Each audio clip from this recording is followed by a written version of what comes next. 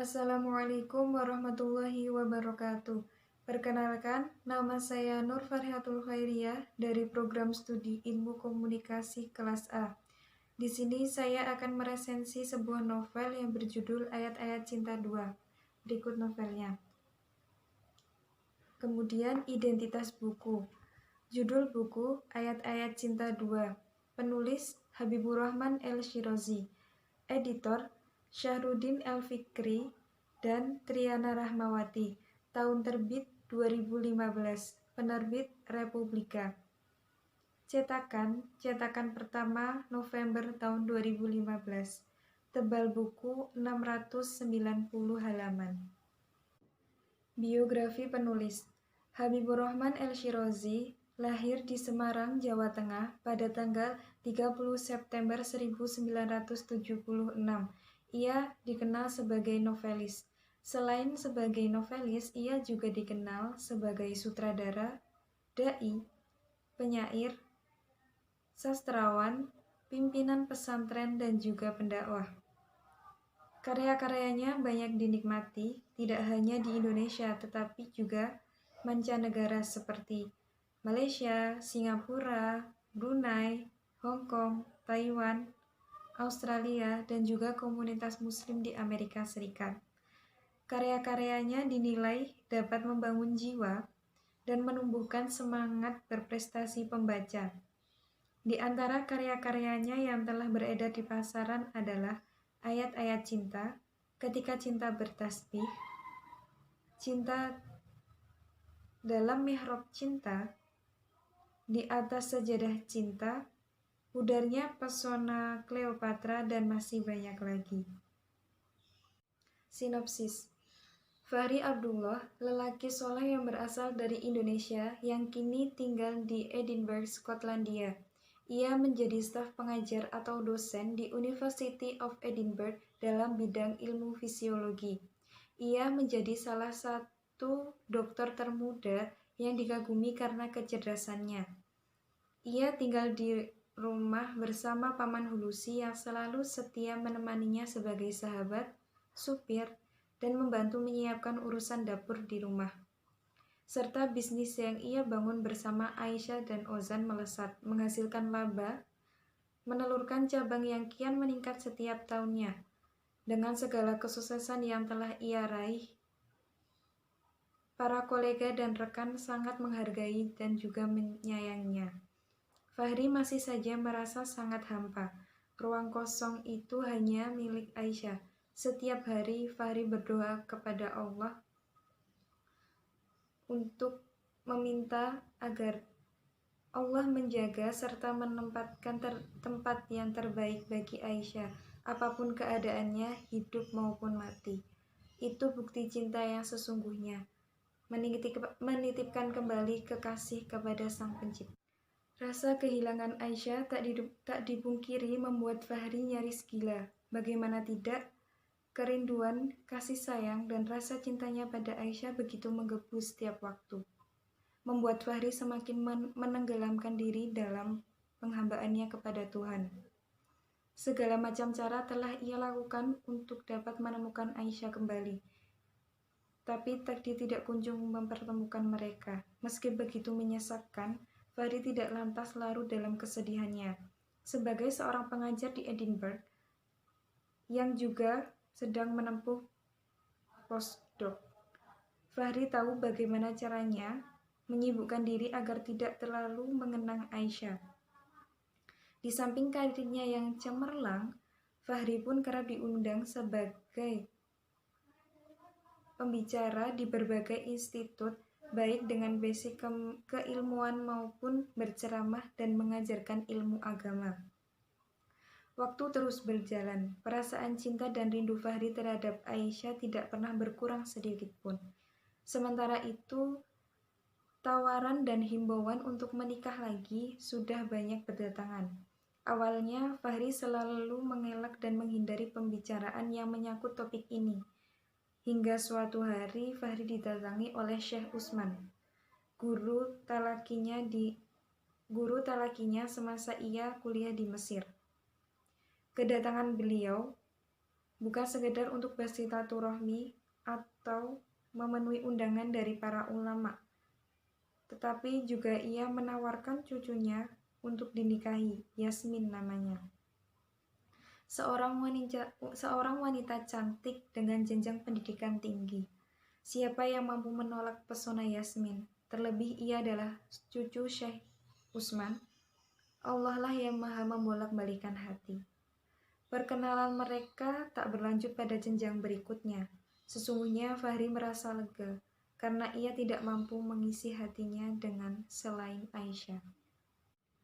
Beberapa hari menjelang pelaksanaan debat di Oxford, yang salah satunya Fahri sebagai pembicaranya. Fahri pergi berjalan-jalan dengan keluarga besar Ozan, yang tak lain adalah kakak Hulia, sepupu Aisyah. Sebelum hari itu, Fahri sempat bermimpi bertemu dengan mendiang ibu dan juga Aisyah di Mekah.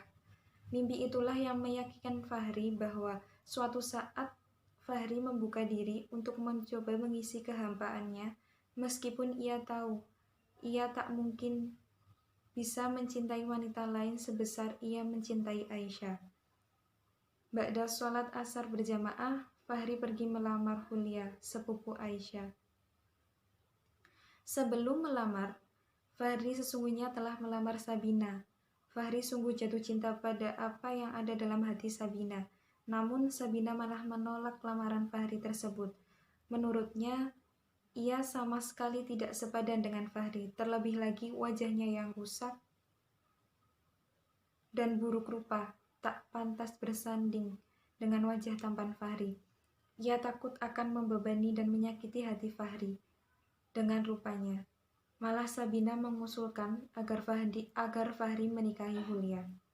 Mata Sabina berkaca-kaca. Ada perasaan yang tidak dapat dijelaskan menggerogoti hatinya. Dan Hulia pun menerima lamaran tersebut. Pesta pernikahan berlangsung meriah di Central Oxford Mosque. Mereka berbulan madu di The Savoy Hotel, pinggir sungai Thames, London. Fahri merasa bersalah telah menikahi Hulia. Ia merasa telah mengkhianati Aisyah. Hingga selama 3 bulan setelah menikah, Fahri tidak bisa memberikan apa yang seharusnya ia berikan, seperti ia memberikannya terhadap Aisyah. Hulia kecewa dan Sabina banyak menasihati Hulia. Bahkan ia menyuruh Hulia untuk berlaku romantis. Sabina memberikan sebuah puisi sebagai pengantar kemesraan untuk Hulia dan Fahri. Selama 3 tahun menikah, mereka dikaruniai anak laki-laki yang diberi nama Umar Al-Faruq. Tak terkira kebahagiaan yang menyelimutinya itu. Begitupun Sabina. Sabinalah yang menjadi ibu angkatnya. Ia yang banyak menemani dan mengasuh Umar. Begitupun Umar. Ia merasa memiliki ikatan batin dengan Sabina. Tahun-tahun berlalu, kini Hulia mengandung anak kedua. Sungguh sempurnalah kehidupan Fahri dan Hulia. Hingga suatu saat, ketika Keira akan mengadakan sebuah konser biola, namun karena suatu hal, rekan duetnya berhalangan hadir, Keira meminta Hulia yang memang sudah ikut kompetisi biola bersama Keira dan berhasil memenanginya untuk menjadi rekan duetnya. Awalnya, Hulia menolak, namun ia merasa tidak enak kepada Keira. Fahri pun mengizinkan Hulia untuk menjadi teman duet Keira. Namun ia meminta maaf karena ia memiliki kesibukan sehingga ia tidak bisa menemaninya. Konser berlangsung lancar. Mereka pulang dengan perasaan gembira. Keira dan Hulia sempat mampir ke sebuah minimarket. Di sana ternyata Keira hendak mengalami pelecehan oleh 2 orang pemuda. Hulia berusaha menyelamatkan Keira. Mereka berhasil lolos dan masuk ke dalam mobil. Mereka sepakat Hulialah yang menyetir. Di saat Hulia keluar mobil dan bertukar posisi, tiba-tiba 2 pemuda tersebut menyerang Hulia. Hulia ditusuk oleh orang yang tak dikenal yang membuat Hulia tewas bersama bayinya. Sebelum menghembuskan nafas terakhir, Hulia sempat berpesan agar dilakukan pencakokan muka Hulia untuk Sabina. Fahri bergegas meminta persetujuan Sabina dan Sabina pun mengiyakan. Prosedur operasi segera dilakukan. Sabina dikarantina selama ia belum pulih. Tak terbendung kerinduannya terhadap Umar, dan juga ia bertanya-tanya akan seperti apa reaksi Fahri saat melihat wajah Hulia di wajahnya. Sedangkan di kediamannya, Fahri menatap meja belajar Hulia yang sengaja tidak dirapikan sejak kepergian Hulia. Fahri menemukan buku yang berisi puisi yang telah Hulia tandai. Puisi itulah yang selalu menjadi pengantar bagi dirinya dan Aisyah sebelum beribadah. Ia menemukan catatan tangan Hulia. Fahri merasa tersentak. Ia segera menggeledah kamar Sabina berharap menemukan suatu petunjuk. Ia hanya menemukan sebuah tas tangan mahal yang merupakan hadiah dari Hulia untuk Sabina. Di dalamnya, ia menemukan sebuah cincin dan selembar foto yang tak asing baginya. Fahri sungguh didera penasaran. Ia menyusul ke rumah sakit dan meminta dokter untuk mengoperasi pita suara Sabina. Saat Sabina dibius total, Fahri melakukan sesuatu kepada Sabina untuk menuntaskan rasa penasarannya dan untuk menumbuhkan keyakinannya. Setelah itu, Aisyah menceritakan apa yang dialami selama ini. Aisyah, akulah yang harus minta maaf kepadamu. Seharusnya aku menemanimu ke Palestina, bukan mementingkan sidang doktoral. Aisyah terisak-isak, kamu sama sekali tidak salah, suamiku. Akulah yang salah, akulah yang memaksa. Pada akhirnya, Fahri mengetahui bahwa Sabina itu ialah Aisyah, istri Fahri. Kelebihan dan kekurangan buku. Kelebihan dari novel Ayat-Ayat Cinta 2 yang saya baca ialah untuk tema yang diangkat pada novel Ayat-Ayat Cinta 2 ini sangat relevan dengan kondisi umat Islam sekarang, yaitu Islam sebagai agama yang damai sekaligus rahmatan lil alamin. Penulis juga menyampaikan penggambaran latar yang sempurna dalam novelnya. Banyak unsur sejarah, banyak sekali nasihat dari ulama yang dipaparkan dalam novel ini, memberi contoh dan tauladan akan akhlakul karimah yang dimiliki setiap umat Islam serta kegemilangan prestasi tokoh. Memotivasi pembaca untuk menjadi jiwa entrepreneurship serta berusaha memiliki hidup berkecukupan agar rezeki yang diperoleh dapat digunakan secara optimal untuk menegakkan syiar Islam. Memotivasi pembaca akan kesabaran dan juga keikhlasan. Dapat juga membuat pembaca terhanyut dalam kisah yang diceritakan, ikut sedih dan juga merasakan kebahagiaan. Kekurangan dalam novel Ayat-Ayat Cinta 2 ini ialah ending cerita yang mudah ditebak karena clue yang diberikan cukup kelihatan, tetapi memang ada twist-twist yang tidak terduga. Hal ini membuat pembaca ketagihan untuk terus melanjutkan sampai ending. Novel ini teramat sangat tebal, kadang merasa tidak nyaman saat membacanya. Ceritanya juga sangat berbelit-belit. Hanya masalah tipe pengetikan.